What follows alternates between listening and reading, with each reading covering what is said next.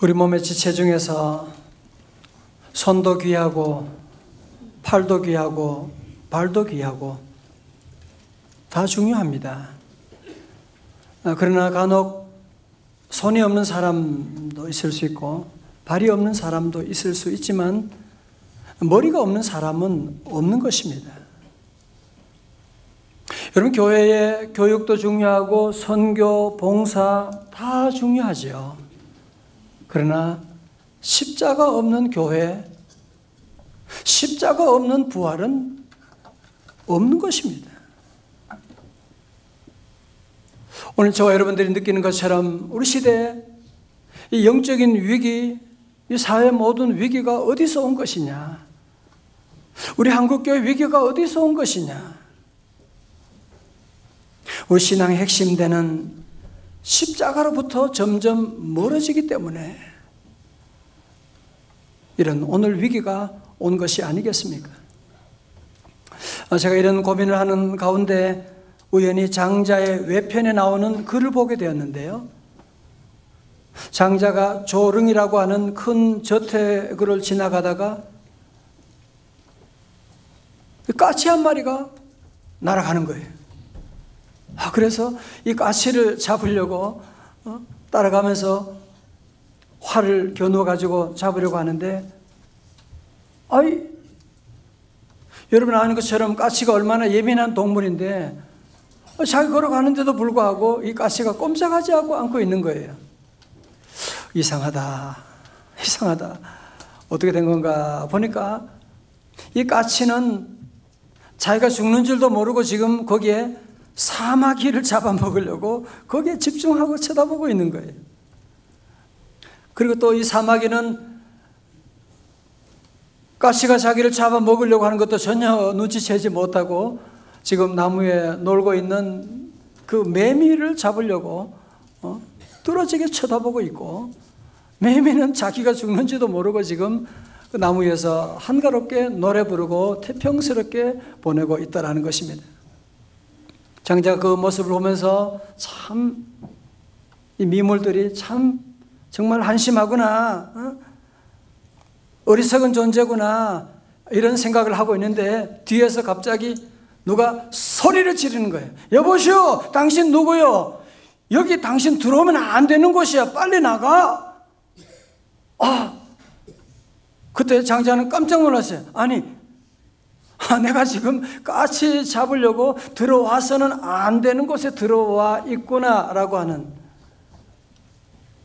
내가 미물들을 어리석다고 했는데 바로 나 자신이 지금 어리석은 짓을 지금 하고 있는 존재구나 라고 하는 것을 깨달았노라고 하는, 그 옛날 얘기에도 불구하고 이 얘기를 읽으면서 어떻게 오늘 우리 현대인들의 모습을 이렇게 잘 얘기하고 있을까라는 생각이 들었어요.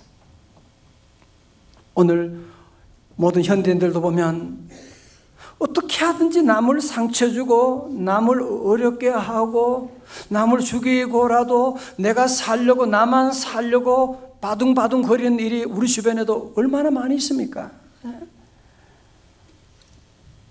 남에게 상처 주는 건 문제가 아니에요.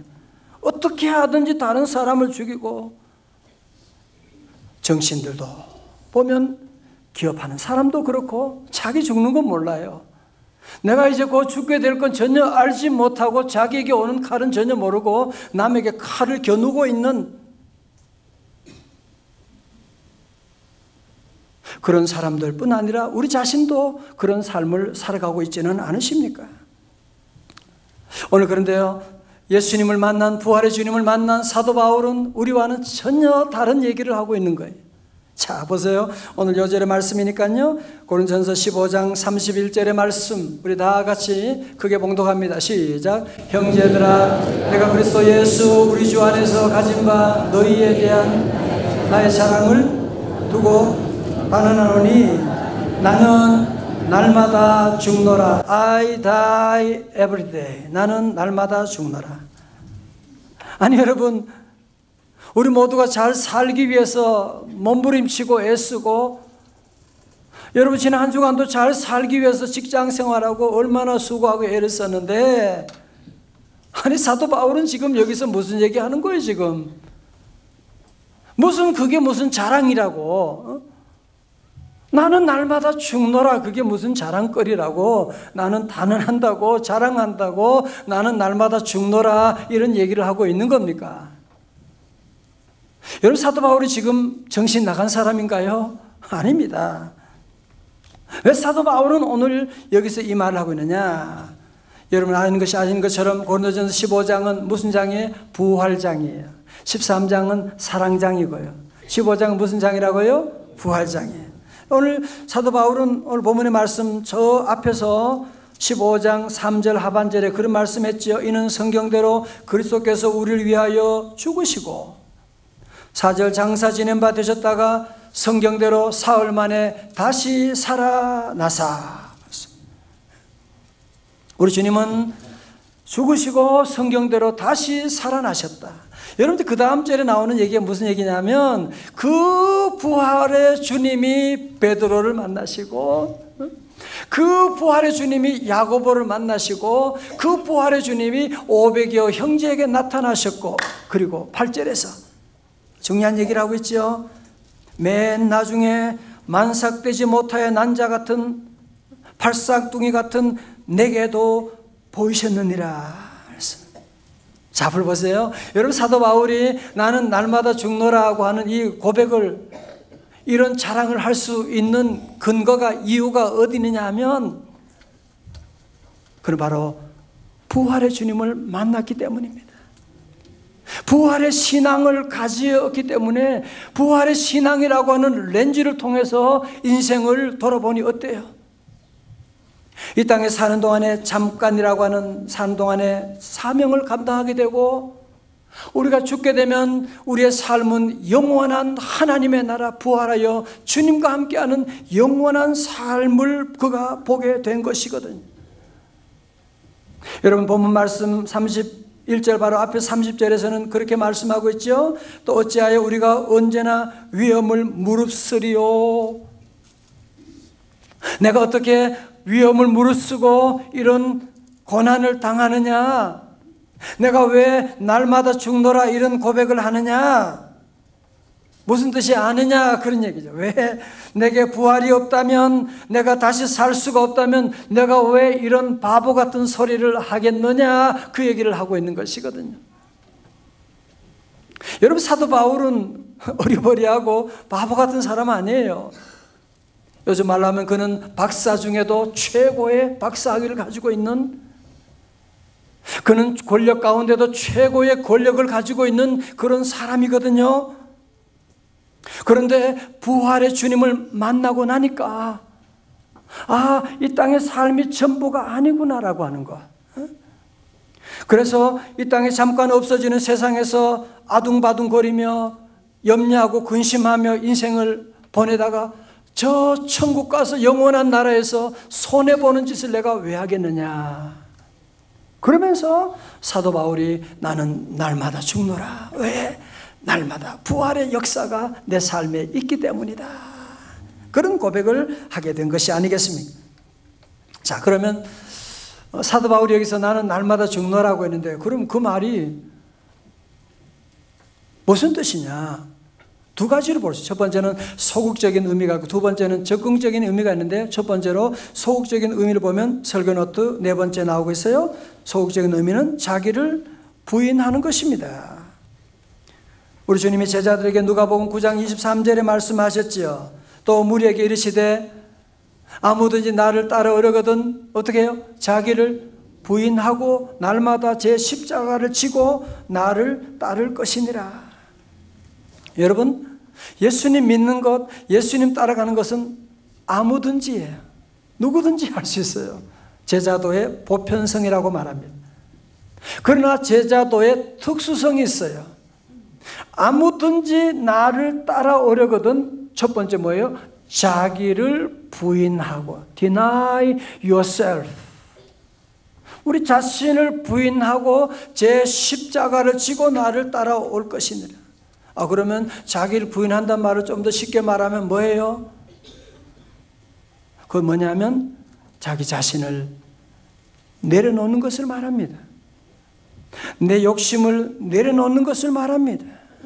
내가 생각하는 모든 염려, 근심을 내려놓는 것을 말하는 것입니다. 어느 믿음 좋은 어머니가 있었는데 그 애가 유치원 아직 어려요. 그래서 늘 기도해요. 잠자기 전에도 늘 손잡고 함께 기도하고, 그런데 애도 기도 같이 하고, 어느 날 저희도 늘 기도했어요. 하나님, 우리 아들 믿음 안에 잘 자라게 하세요. 총명하게 해주세요. 건강하게 해주세요. 그리고 엄마가 꼭 기도의 마지막은 이 기도를 붙여요. 우리 아들 엄마 말 잘 듣게 하여 주세요. 그래서 얼마 지났나요? 아들이 그러는 거, 엄마 오늘 저녁에 내가 기도할까? 이야, 너 많이 컸구나. 그래, 오늘 그러면 네가 기도해라. 그래, 엄마 내가 기도할게. 하나님 아버지 감사합니다. 우리 엄마 내 말 잘 듣게 하여 주옵소서. 여러분, 요즘에 애들도 얼마나 똑똑한지 모릅니다.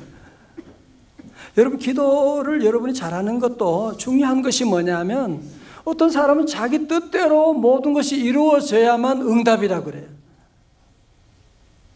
여러분, 만약에 우리 인간이 자기가 원하는 대로 모든 것이 다 이루어졌다면 이 지구가 뭐가 되겠어요? 뭐가 되겠어요? 그 더러운 눈으로 쥐는 죄들, 욕심들, 정말 이 땅은 지옥 같은 날은 되지 않겠습니까? 내 뜻대로 다 이루어지는 것이 응답이 아닙니다. 그럼 우리 성도들은 기도할 때도 늘 주님 앞에 다 내 생각을, 내 계획을 내려놓으셔야 돼요. 다윗처럼 여호와께 물어 가로되. 여러분, 오늘 교회는 왜 오시는 거예요? 교회는 여러분이 힘들고 무거운 모든 짐들을 주님 앞에 내려놓는 시간이에요. 무거운 짐을 나 홀로 지고 견디다 못해 쓰러질 때 주님 앞에 다 내려놓고, 내가 무거운 짐을 내려놓으면 주님은 하늘의 것으로 채워주시게 되고, 우리 안에 모든 눈물을 내려놓으면 주님은 위로로 채워주시게 되고, 여러분, 그래서 예배는 거룩한 교환이 이루어지는 장소예요.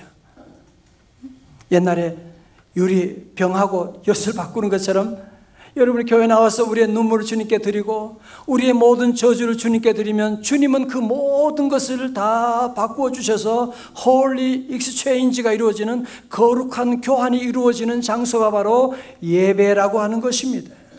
그래서 우리 성도들은 늘 나는 날마다 죽노라.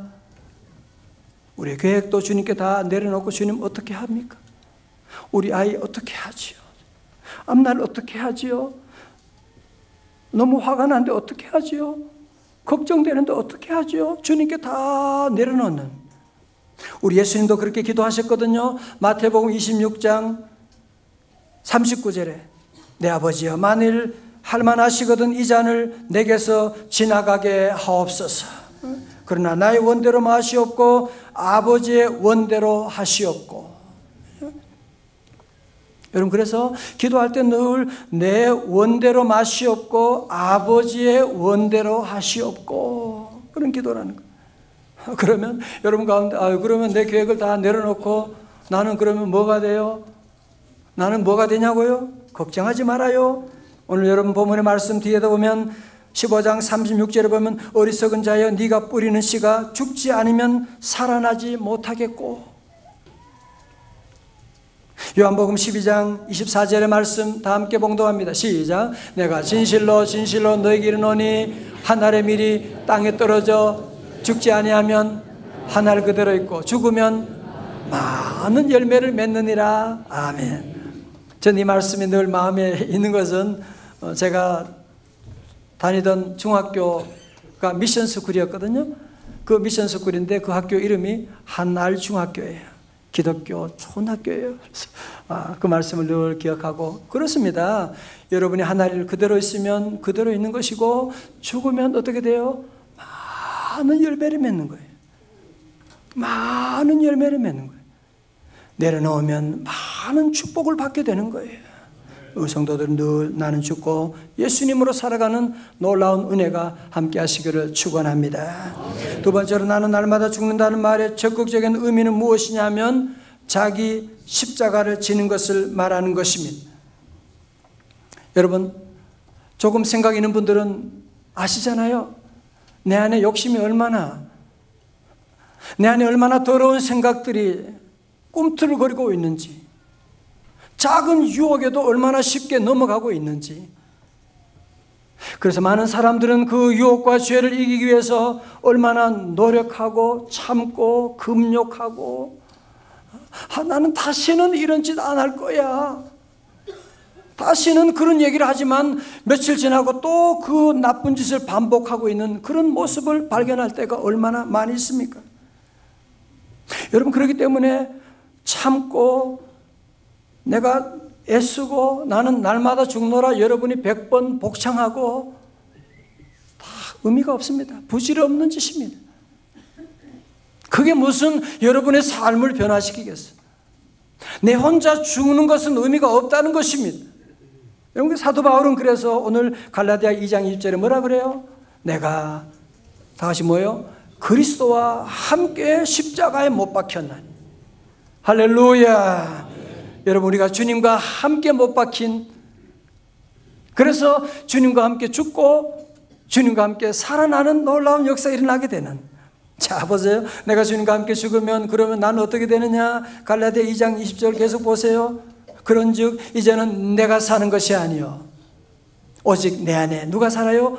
그리스도께서 사시는 것이라. 아멘. 자, 저 답을 보세요. 여러분, 예수 믿고 믿음 안에 살아가는 나는 날마다 죽노라 고백하면 내 자아는, 내 욕망은 죽지만 내 안에 누가 계시다? 살아계신 주님이 내 안에 살아 역사하시는 거예요. 그래서 여러분이 예수님 믿고 믿음으로 기도하고 나가면 초자연적인 놀라운 역사가 나타나는 이유가 어디 있느냐 하면 나는 죽고 내 안에 부활의 주님이 살아 역사하시기 때문에 그렇다는 거예요. 제 삶 가운데도 우리 가정에도 그 많은 놀라운 기적들 내가 한 것이 아니고 내 안에 오신 부활의 주님이 일하시기 때문에 그 주님은 여러분의 삶 가운데 여러분 안에도 역사하는 줄로 믿습니다. 여러분, 그렇습니다. 사도 바울이 나는 날마다 죽노라 라고 고백하는 것은 다른 말로 하면 뭐예요? 부활의 주님이 내 안에 날마다 살아계십니다. 부활 신앙을 웅변적으로 외치는 것이 아니겠습니까? 요즘 안중근 의사에 대한 각 분야의 재조명이 이루어지는 것을 아마 여러분도 아실 거예요. 1910년 당시 안중근 의사의 어머니 조 마리아 여사는 형장 이슬로 사라질 아들에게 수의를 손수 지어 보내며 이런 편지를 남기셨다고 합니다. 네가 어미보다 먼저 죽는 것을 불효라 생각하면 이 어미는 웃음거리가 될 것이다. 너의 죽음은 너 한 사람 것이 아니라 조선인 전체의 공분을 짊어진 것이다. 네가 항소한다면 그건 일제의 목숨을 구걸하는 것이다. 네가 나라를 위해 이에 딴만 먹지 말고 죽으라. 옳은 일하고 받은 형이니 비겁하게 삶을 구하지 말고 대의에 죽는 것이 어미에 대한 효도다. 아마도 이 어미가 쓰는 마지막 편지가 될 것이다.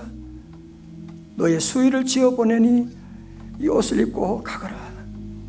어미는 현세에서 제외하길 기대하지 않으니 다음 세상에는 선량한 천부의 아들이 되어 이 세상에 나오거라.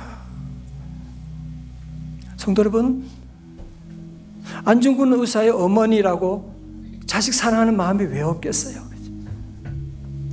자식에게 이 편지 쓰면서 자식의 수의를 만들면서 몇 날을 얼마나 울고 울었겠습니까? 그러나 조국이 지금 일본의 강점기 가운데 이 민족이 죽어가는 그 아픔 가운데 죽어야만 산다고 하는 그 믿음을 깨닫고 주님 안에서 죽는 삶을 살아가도록 또 이렇게 기도하고 이런 편지를 쓰게 되었고, 이 편지를 받은 안중근 의사는 1910년 3월 26일 중국 리순 차가운 감옥에서 그는 마지막으로 유언하기를 천국에 가서도 우리나라의 회복을 위해 힘쓸 것이라고 하는 유언을 남기고 죽음으로 말미암아 우리 대한민국 독립운동의 불길을 일으켜 나가게 돼요. 그래서 해방을 맛보고, 그래서 오늘 저와 여러분이 이 자유 대한민국에 살아가고 있는 것이거든. 사랑하는 성도 여러분, 지금 여러분이 누리고 있는 자유, 행복, 평안, 물질 어느 것도 저절로 온 것이 아니고 우리의 모든 선배들이, 우리의 모든 조상들이 다 이 땅에 피 흘리면서 돌아가심으로 말미암아 우리가 이 자유와 이 축복을 누리고 있는 것이고, 우리 교회도 마찬가지죠. 우리 한국교회 믿음을 지키기 위해서 순교한 그분들의 피가 이 땅에 떨어짐으로 말미암아 교회가 세워지고 이런 귀한 축복을 누리게 되었는데, 성도 여러분, 지금 여러분 얼마나 그리스도와 함께 죽는 삶을 살아가고 계십니까? 여러분, 오늘 내가 죽지 않으면 우리 자녀들이 비참하게 죽는 날이 오게 될 거예요. 우리 기성세대들이 죽지 않으면 우리 경제가 살아날 수가 없게 되는 것이거든요. 사랑하는 성도 여러분, 마르틴 루터는 나는 날마다 죽노라 이 말을 데일리 베프티즘이라고, 매일 세례 사건이라고 그는 해석하고 있는, 여러분도 지난날 돌아보면 내가 왜 그때 참지 못했던가, 내가 왜 그때 내려놓지 못하고 그렇게 고집부려다가 이런 아픔을 경험했는가. 여러분, 그런 아픈 사연들이 많이 있을 거예요. 물론 나는 날마다 죽노라 우리 힘으로는 할 수가 없어요. 어떻게 그게 가능하겠어요? 그래서 우리는 우리 힘으로 할 수가 없습니다. 주여 성령님 나를 도와주옵소서. 오늘 성찬 예식을 통해서 우리 모든 성도들, 하나님, 내 힘으로는 내가 죽지 않고 자꾸 내 자아 때문에 우리 가정에 모든 불행이 왔습니다. 주여, 오늘 이 시간 성만찬을 받을 때 주의 보혈의 피로 나는 죽고 예수님이 살아나는, 내가 죽음으로 말미암아 우리 가정이 살아나는 놀라운 역사 이루어 주옵소서. 이런 귀한 은혜가 함께 하시기를 축원합니다.